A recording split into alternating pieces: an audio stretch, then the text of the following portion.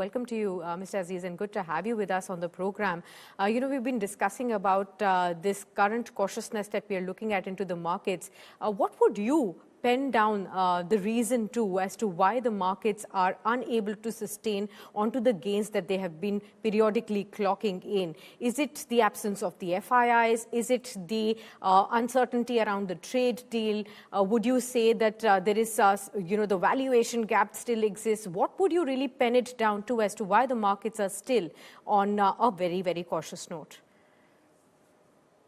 Yes, so I didn't get the audio as clearly, but I guess the question, like you said, in bits and pieces I could hear. Okay. Yes, the market is a little nervous. There is a lot of things in terms of news flow which has got backed. The good news has got factored in. There is a regulatory difference between last year and today in terms of derivative positions. I'll decipher all these or probably break it down for you. One is the GDP data was great. The repo rate cut was a welcome move. This required both these newses should have the potential to create a short covering rally, which didn't happen, which is what most people were expecting. Because the short buildup of FIIs, almost 87% are short and only 14% are long.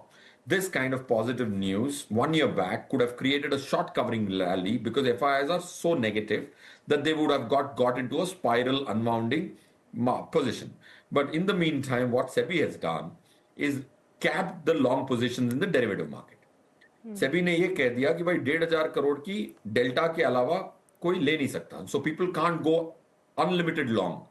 So that has created a pressure on the long positions can't be astronomical. So that's why you're seeing the short covering rally not happening. Anybody who created positions on the basis of short covering rally happening, they are now disappointed. Once they're disappointed, they are unwinding the trade is what is happening in my judgment over the last few trading sessions. Absolutely. Feroze, we've been also, having you share a view on the mutual funds way of investments for the last 2 to 3 decades that we've been talking to you about. Now, help me understand, for all our India Today viewers, a lot of them have started off by investing in SIPs, in mutual funds of late. Do help us understand, what would you tell them in this kind of a market? Are they doing the right thing by investing in SIPs even in this downturn? Or if somebody wants to devise a new strategy for 2026 mutual funds, what should they do? I'm so sorry. I tried my best to lip read you, but the audio seems to be a little disappointing. So you'll have to go back to me and give me the question again. On the mutual fund strategy of 2026 for investors, what would you say? Great. So 2026 strategy will depend on whether you're a trader or an investor. Most people are traders and investors. See, this whole our belief that traders are a separate race and investors are a separate race, it may not be true.